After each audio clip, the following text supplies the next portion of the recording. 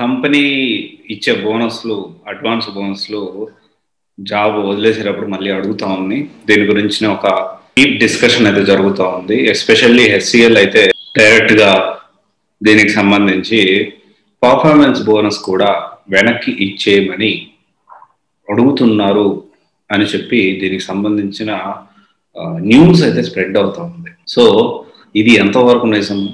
అసలు కంపెనీస్ బోనస్లు ఇస్తాయి, మనం తీసుకోవచ్చా? తీసుకోకుండా ఉంటే ఎలా ఉంటుంది పరిస్థితి? లేదు సున్నితంగా మనం దాన్ని తిరస్కరించవచ్చా? అంటే సున్నితంగా మనం వద్దు అని చెప్పవచ్చా? ఏంటి పరిస్థితి ఎలా ఉంది? దీని గురించిన ఒక డిస్కషన్, మనం ఏం చేయగలుగుతాం? సో దీనికి సంబంధించి మనందరం ఒక జనరల్ ఇష్యూ, దీని గురించి కొంచెం సేపు పక్కన పెట్టి ఒక జనరల్ ఇష్యూ అనేది మనం మాట్లాడాలి. ఏంటి అంటే రియాలిటీ నేను మాట్లాడతానండి, చాలా ప్రాక్టికల్ మాట్లాడతాను. ప్రాక్టికల్గానే మనం ఆలోచిద్దాం.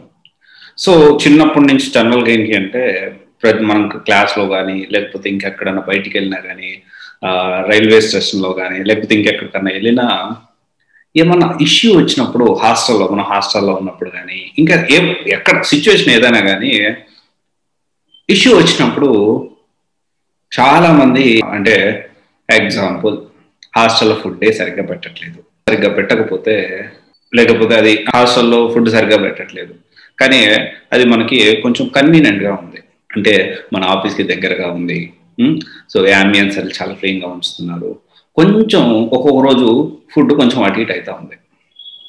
సో ఇమ్మీడియట్గా లేకపోతే అప్పుడప్పుడు పవర్ పోయి బ్యాకప్ పవర్ ఇస్తలేదు.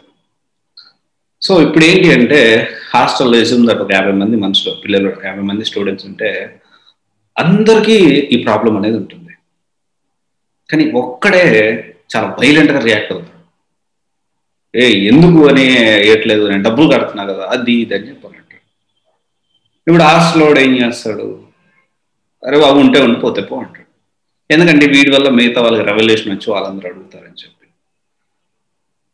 ఇది ఆ ఎఫెక్ట్ అనేది అడిగిన పర్సన్ మీదే పడుతుంది. Let us be practical. నేను ఒక విప్లవ భావాలున్న వ్యక్తిని, నేను తోపుని, అవన్నీ కొంచెం సేపు పక్కన పెట్టి let us come to the reality. అతనికైతే నష్టం జరుగుతుందా లేదా? నీకు నచ్చితే అక్కడ ఉండు, లేకపోతే ఇంతకంటే బెటర్గా వస్తే చూసుకొని వెళ్ళిపో. ఆర్గ్యూ చేయిస్తే నేను చెప్తున్నా కదా, మీ అందరికంటే ఎక్కువ, చాలా మంది కంటే చాలా ఎక్కువ ఆర్గ్యూ, ఏదైనా ఇష్యూ అయితే ఎందుకు ఇలా జరిగింది అని ఆర్గ్యూ చేసేవాళ్ళు, అంటే అలా అడిగే వాళ్ళు నేను ఒక వాయిస్ రేజ్ చేసేవాడిని. దీనివల్ల ఏమవుతుందంటే నేను బ్యాడ్ అయిపోయేవాడిని. ప్రతిసారి ఇదే జరిగేది, కాలేజీలో ఇదే జరిగేది, స్కూల్లో ఇదే జరిగేది. ఇష్యూ అనేది సేమ్ అందరు ఫేస్ చేస్తున్నారు కానీ ఎవరు ముందుకు రాడు. నేను అడిగి పాజిటివ్ ఉందనుకో నా వెనకాల వస్తారు, నెగిటివ్ ఉందనుకో సైలెంట్గా ఉంటారు. ఆ ఎఫెక్ట్ అనేది నా ఒక్కడికే పడేది. దీనికి సంబంధం ఏంటంటే నేను అక్కడికే వస్తున్నానండి. ఈ ఎఫెక్ట్ అనేది నా ఒక్కడి మీద పడేది. అట్ ద సేమ్ టైం నేను ఇప్పుడు అలా అని చెప్పి మీరెవరు రెవల్యూషన్గా మాట్లాడద్దు, రెవల్యూషన్గా చేయొద్దు అని నేను అనట్లేదు. ఆ రెవల్యూషన్గా మాట్లాడేటప్పుడు, ఆ డే స్టెప్ తీసుకునేటప్పుడు మీకు ఆల్టర్నేటివ్ ఉందా? ఒకరితో ఏం మూర్ఖంగా మొండికెళ్ళి గొడవ పెట్టుకోవడం కాదు. ఆ గొడవ పెట్టుకునేటప్పుడు లేకపోతే ఏదన్నా issue raise, you are mentally prepared to go to another company or another house. మెంటల్గా ఇంక ప్రిపేర్ అయిపోయావు, అప్పుడు కుదిరితే చెయ్యి. నీకు నిజంగా చేయాలనిపిస్తే అప్పుడు రెవల్యూషనరీ చెయ్యి. అట్ ది సేమ్ టైం నువ్వు కూడా ఎఫెక్ట్ అవ్వదు. ఇక్కడ కంపెనీస్ అనేవి పర్ఫార్మెన్స్ బోనస్ అయితే అడగడానికి వీలు లేదు.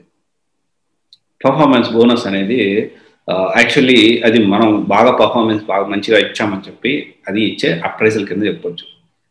కానీ అడ్వాన్స్ బోనస్ అనేది తిరిగి వెనక్కి అడిగేదానికి రైట్ ఉంది.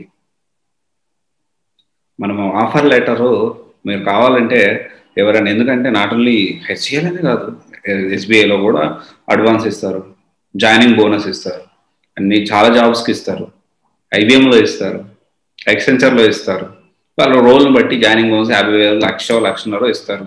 అది అంటే మనము నిజంగా ఒకవేళ మనకి ఖచ్చితంగా ఇంకొకటి ఏంటి అంటే మనం అప్పుడు దాకా కొంచెం జాబ్ లేకుండా ఇబ్బంది పడి ఉంటాం కాబట్టి అది జాయినింగ్ బోనస్ తొందరగా తీసేసుకోవాలి, తీసేసుకుంటే దేనికి ఉపయోగపడతాయి కదా, జస్ట్ కొంచెం బ్రీత్ తీసుకోవచ్చు కదా, మనం కూడా తీసుకుంటాం మన అవసరం కొద్ది. మరి వెళ్ళేటప్పుడు అవి ఖచ్చితంగా వాళ్ళు అడిగే అగ్రిమెంట్లో ఉంటుంది, మీరు సైన్ పెట్టేటప్పుడు ఉంటుంది, ఇచ్చేయాలి. మరి దాని గురించి మనం ఆర్గ్యూ చేయడం కూడా time waste. It will effect your career అండి. 2 సంవత్సరాలు కష్టపడి పనిచేసినాం, 3 సంవత్సరాలు కష్టపడి పనిచేసినాం, అవసరం మనది. మన ఆఫర్ లెటర్ కావాలి, రిలీవింగ్ లెటర్ కావాలి, ఆఫర్ లెటర్ ఉంటుంది, రిలీవింగ్ లెటర్ కావాలి, పే స్లిప్స్ కావాలి, మళ్ళీ వెరిఫికేషన్కి వస్తే అవును ఇక్కడ పని చేశాడని చెప్పి వాడు చెప్పాలి. ఇవన్నీ కూడా ఉంటాయి కదా, ఇవన్నీ మనం ఎందుకు ఆలోచించట్లేదు? నేను అందరినీ మీరు ఏం రెవల్యూషన్ ఏం చేయొద్దు, సైలెంట్గా ఉండండి, వాళ్ళు ఎట్లా తొక్కితే అట్లానే పోండి అని నేను అనట్లేదు. కానీ ఒకసారి ఆలోచించండి, మూర్ఖంగా ఏదైనా డెసిషన్ తీసుకునేటప్పుడు ఏదైనా ఫ్రంట్ అడుగు దూకడం ఒకటే కాదు. నేను బాగా నాకు యుద్ధం చేయాలని ఉంది, నేను పార్టిసిపేట్ చేస్తాను, నీ దేశం కోసం ఏమన్నా ఇయ్యాలని ఉందని చెప్పి మూర్ఖంగా బుల్లెట్కి ఎదురెళ్ళడం అవసరం లేదు. చాకచక్యంగా మనము చేసే పని చేయాలి. అట్ ది సేమ్ టైం మన బ్యాకప్ కూడా ఇక్కడ చాలా ఇంపార్టెంట్. చాలా మంది రీసెంట్ డేస్ లో నేను చూస్తా ఉన్నాను, ఈ ప్రాబ్లం ఫేస్ చేస్తున్నాను. జాయినింగ్ బోనస్ అనేది ఒకవేళ వద్దు అనుకుంటే సున్నితంగా తిరస్కరించండి. ప్రజెంట్ నాకు అవసరం లేదు సార్, నేను అవసరమైనప్పుడు అడుగుతాను చెప్పొచ్చు, మనకు ఆ ఆప్షన్ ఉంటుంది.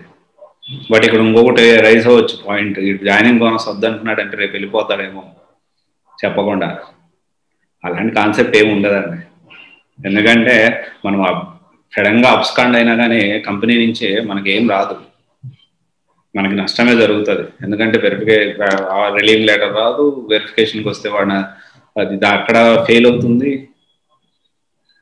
సో ప్రాపర్గా ప్లాన్ చేసుకోండి. అవ్వచ్చు జాయినింగ్ మాత్రం ఇమీడియట్గా అవ్వమంటారు, రిలీవింగ్ మాత్రం 3 months నోటీస్ పీరియడ్ అంటాడు. ఎవడైనా ఏ కంపెనీ అయినా మాక్సిమం 2 నుంచి 3 నెలలు ఉంటుంది. According to like supreme court దీనికి సంబంధించిన ఎగ్జాక్ట్ తెలియదు, బట్ ఆర్డర్ అయితే ఒకటి ఉంది, 1 month is సఫిషియంట్ అని అన్నారు. కానీ అది ఎవడు పాటిస్తాడు? ఆ ఎంప్లాయీ వెళ్ళి నాకు 3 నెలలు నోటీస్ పీరియడ్ లేదని చెప్పి మళ్ళీ సుప్రీంకోర్టులో వెళ్ళి కేసు వేసే పరిస్థితి ఉండదు కదా.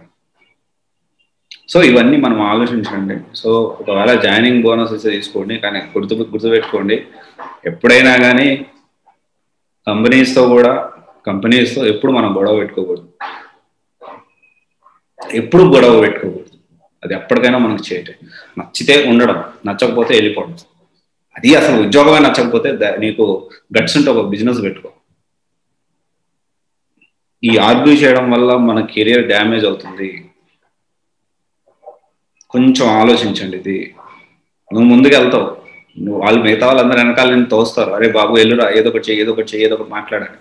వాడెవడో అన్నోడు వచ్చి మాట్లాడే. సో ఇది ఒకసారి ఆలోచించండి.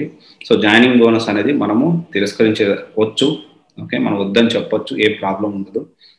అండ్ ఒకవేళ వెళ్ళేటప్పుడు, ఒకవేళ రిలీవింగ్ తీసుకునేటప్పుడు మాత్రం please be careful with the company. ఇంకా చెప్పాలి అంటే కంపెనీలో ఉన్నప్పుడు కంటే వదిలేసేటప్పుడు ఇంకాస్త జాగ్రత్తగా మనం బిహేవ్ చేయాలి. ఇది చాలా షార్ట్ ఫిలిమ్స్లో వాటిలో వచ్చినట్లు నేను నోటీస్ పీరియడ్లో ఉన్నా, నన్ను ఎవడేం చేయలేడు, నేను నా ఇష్టం వచ్చినట్టు బిహేవియర్ చేస్తా అంటే ఇబ్బంది పడతారు. వాళ్ళ చేతుల్లో కూడా ఉన్నాయి మరి రాష్ట్రాలు. ఓకే, సో ఇది ఒకసారి ఆలోచించండి. దీస్ డేస్ చాలా మంది ఈ ప్రాబ్లం ఫేస్ చేస్తూ ఉన్నారు. జాయినింగ్ అప్పటి నుంచే ప్లాన్ చేసుకోండి. ఒకవేళ if you're not willing to take, అవసరం ఉంది అంటే తీసుకోండి, అవసరం లేదంటే మాత్రం please try to ignore if possible. Okay, thank you. This is Raj signing off, CVC Guidance Private Limited, one stop solution for all the appointed courses. Thank you.